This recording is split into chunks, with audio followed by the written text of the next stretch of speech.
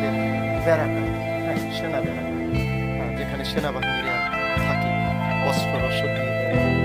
আমরা সেই জঙ্গলবাড়ি দুর্গে অবস্থান করছি। ও মাই গড, ভিতরেও অসাধারণ কিছু স্থাপনা আছে, আমি দেখাতে চাই। প্রিয় বন্ধুরা, একটা সময় মুঘল এবং ইংরেজদের অত্যাচারে অতিষ্ঠ হয়ে বাংলার সাধারণ মানুষেরা ইশাখাকে আমন্ত্রণ জানায়। ইশাখার প্রকৃত বাড়ি কিন্তু আফগানিস্তানে। তিনি ত্রিপুরা হয়ে কোচ রাজা লক্ষণ হাজরা এবং রাম হাজরাকে পরাজিত করে এই জঙ্গলবাড়ি দুর্গ দখল করেন। ইশাখার অসংখ্য স্মৃতি বিজড়িত এই জঙ্গলবাড়ি দুর্গই ইশাখার দ্বিতীয় রাজধানী নামে খ্যাত। যে মসজিদটি দেখতে পাচ্ছেন, এটা ইশাখা নির্মিত সেই জঙ্গলবাড়ি দুর্গের প্রধান মসজিদ। ইতিহাস, ঐতিহ্য এবং বারো ভূঁইয়াদের নেতা ইশাখার স্মৃতি বিজড়িত